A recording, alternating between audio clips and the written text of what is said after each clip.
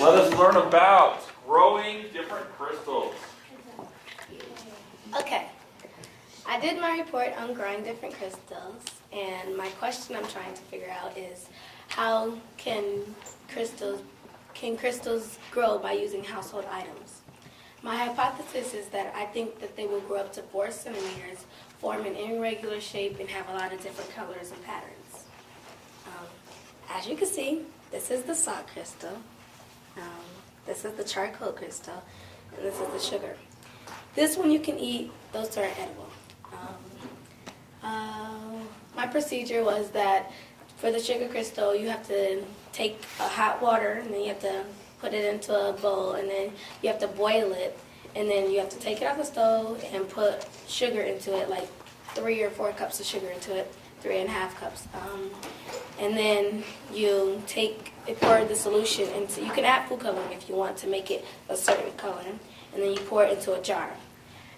That's for the sugar crystal. For the charcoal, you have to cut up sponges. You could either use real charcoal or use sponges, and I use sponges. And then you can add food coloring, and then you have to add ammonia,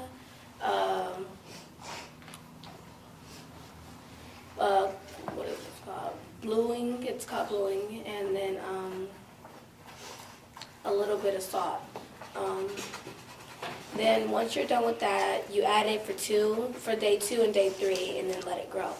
For the salt, you have to cut up sponges also, and that's what you had to use, or you could have used cardboard, but I chose sponges again. You add 3 cups of salt, and you can add food coloring for that too. You also add just a little bit of sugar, and not too much because you don't want it to be like really sweet because it's not a sugar crystal. After that, you take some salt, and then you take some more salt, and then you shake it over the crystals just so it'll grow a lot. My materials that I used for the sugar crystal was 3 cups of sugar, a jar, a pencil, and some string, which is this kind of, For the charcoal crystal, I used the pan that you're not going to use ever again because it has ammonia in it, and if you use it and put food in it, it can kill you. Then you have to use sponges and food coloring and salt and some sugar. And then for this one, you use a bowl, sponges also, a bowl that you will not use again because it has ammonia in it too. And then you have a lot of salt. Right here, this is day 1 when I first did the experiment, and that's when it first started. And this is day 4 when it started to grow a lot, and then this is the final one. This is day 1. These 2 may look like I just took them in the same spot, and because I didn't touch it, because I didn't want to disturb it. It didn't really change on day 2 because it doesn't form quickly because of how much sugar I use. This is one of crystal. It's kind of blurring, but we'll pull this up. This is what the sugar crystals look like, and yeah. For the charcoal, the day 1 is when I use the sponges and put bluing in it. And this is when it started to start growing overnight. That was actually overnight, and I was really surprised because it started growing really fast. And then this one is day 2. That's also made it look like because it didn't really change after that because I didn't do it. I think that it would have been better for me to do it on day 4, do the mixture and put it back in there, but I didn't because that wasn't what the experiment said to do. And in conclusion, part of my hypothesis was wrong and part of it was right because for the charcoal, I thought that all of them would form into irregular shapes, and as you can see, this is an irregular shape. It may just because of the sponges, but it's powder. And I can pass this one around, but I'm not passing that around because it's glass.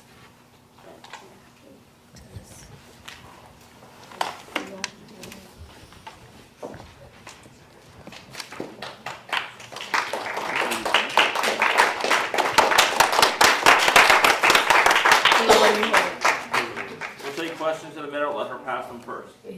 Don't touch it. Yeah. This is powder.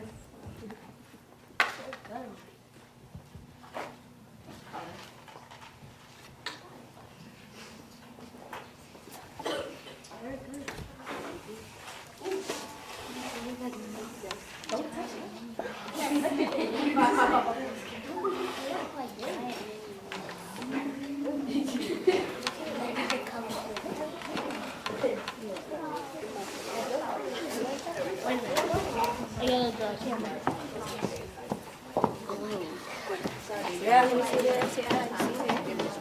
Which one? Don't salt. This is salt and this is charcoal. And my friends around it.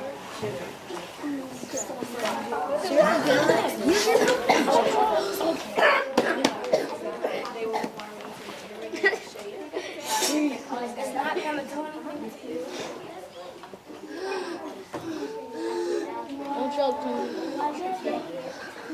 Don't choke. Yes, half. Any questions? David? How does the sugar crystal what? It tastes really good. I actually made one before the science fair because I made up my mind, and it tastes really good. If I had another one, I would probably let you guys taste it because it doesn't have any chemicals in it. But yeah, it tastes really good. What would you grade yourself on it? Let's give it a 1 to 10. I would grade myself a 9.5 because it turned out really well, and I wasn't expecting it to turn out so well because they're household items and not like chemicals you have to go pick up from a chemical store. Shondell? What are crystals made of? These two are made of sponges, and this is made up out of mostly sugar because they're sugar crystals. And What was your hypothesis? my hypothesis was that they will be at least 4 centimeters in length, and that they will form into an irregular shape, and that they will have a lot of color and patterns in them. So you can only eat the red one? Yes, because those two have ammonia in it, and ammonia will kill you, and I don't recommend you guys sniffing it either. Do you have a question?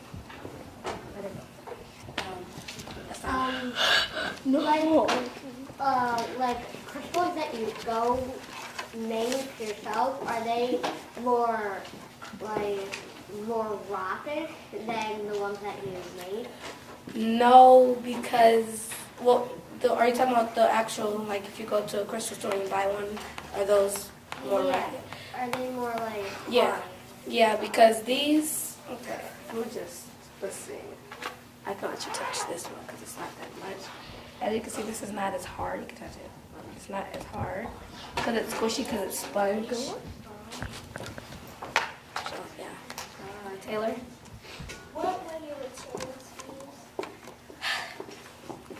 The materials for the sugar one was a jar, a pencil, some string, 3 cups of sugar, and that's it. My materials for the salt one was that use a container or bowl or whatever, some sponges, some salt, and food coloring if you want it to. And then for the charcoal, it's sponges, bluing, and ammonia. Both of them have ammonia except for the sugar. And food coloring. You have to have colors. Rihanna.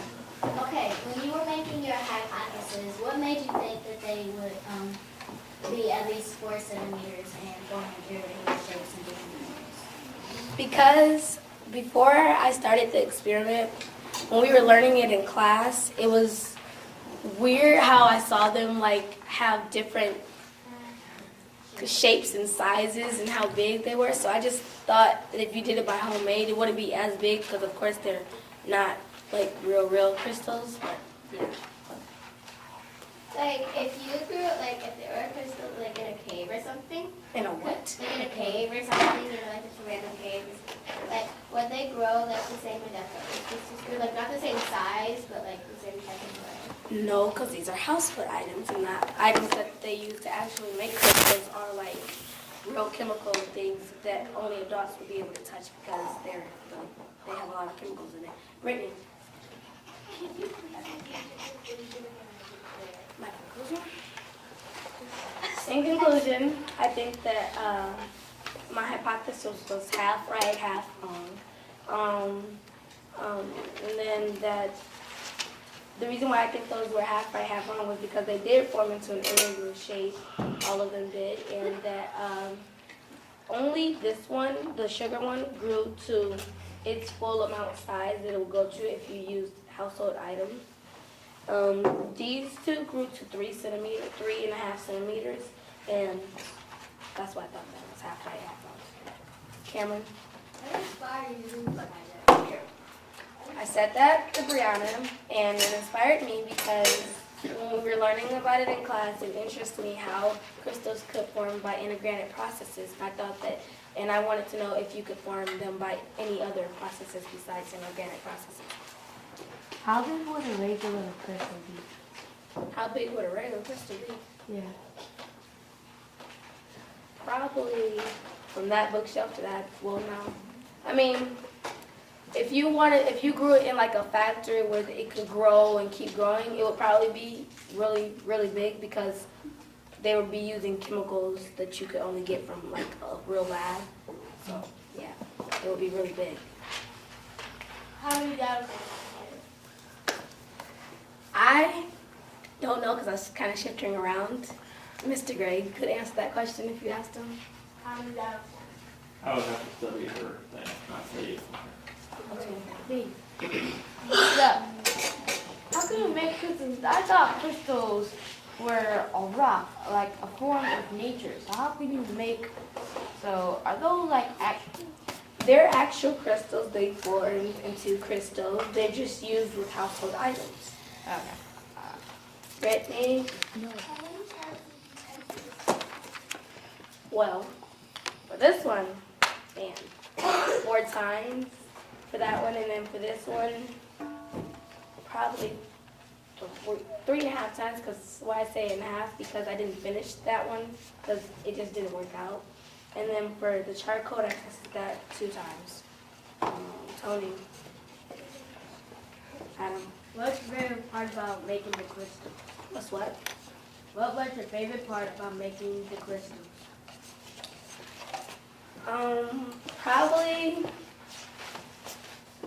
Probably after they all grew and then eating the sugar one because it's so good. Ian?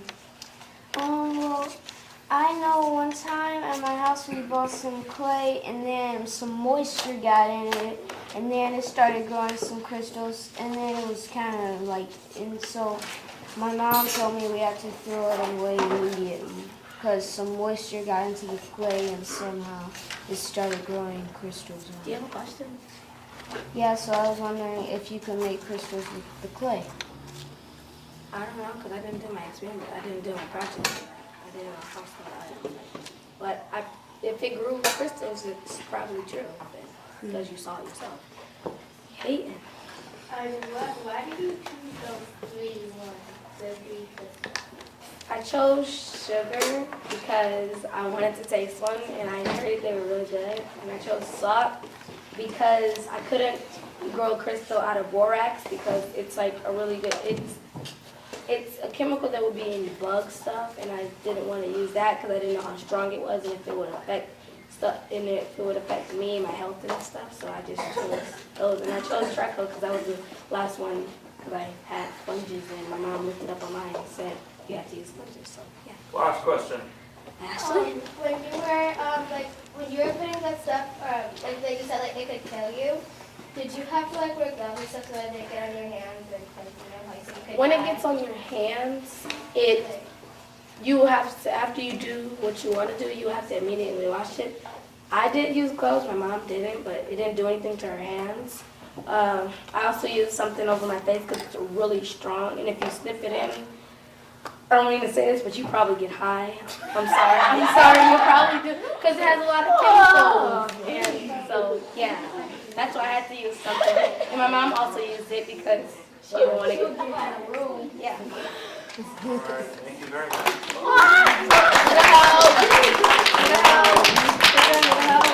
Help.